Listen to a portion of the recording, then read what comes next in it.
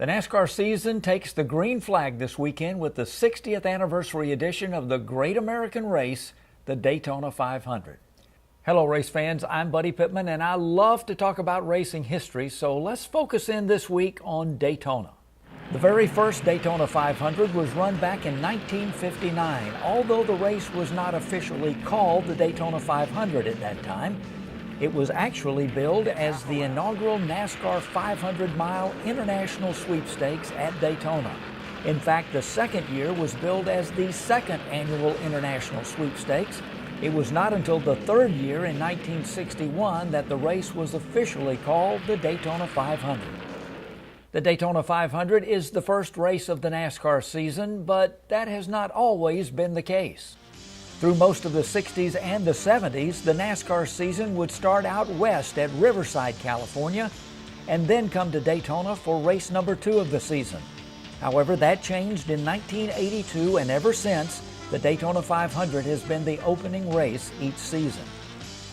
There were 59 cars in that inaugural Daytona 500 in 1959, a race that was decided in a photo finish. Johnny Beauchamp was declared the winner, but Lee Petty protested, claiming he had won the race. After some 3 days of analyzing the photos, Lee Petty was awarded the win. Now, Lee's son, Richard Petty, also ran in that 1959 race, driving in the convertible division. Yes, they actually raced convertibles. Of the 59 cars in that first Daytona 500, 20 were convertibles. Richard Petty finished 57th that day out of 59 cars. Now, Petty is of course known as the King, but back in those days his nickname was Squirrel. That nickname was given to Petty in 1958 by fellow drivers because, as Petty puts it, well, I was kind of squirrely on the track, kind of all over the place. Obviously, Squirrel improved and became a king. Now, each year, the winner of the Daytona 500 is awarded the Harley J. Earl Trophy. But who is Harley J. Earl, the guy whose name is on one of the most prestigious trophies in sports? Harley J. Earl was born in 1893, 2 years before Henry Ford's very first automobile.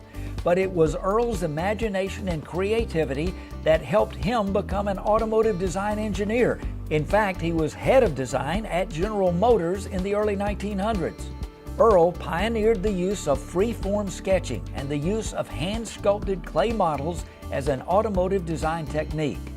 Earl also is the man who introduced the tail fins on the classic Cadillacs in the 40s and 50s. His designs at that time enabling Cadillac sales to double. In the early 1950s, Earl began work on a new design called Project Opal, and in 1953, General Motors offered that project to the public as the Chevrolet Corvette. Now you know about the man Harley J. Earl, but when you look at the Harley J. Earl Trophy, you see this strange-looking car sitting on the top. That is the Firebird 1.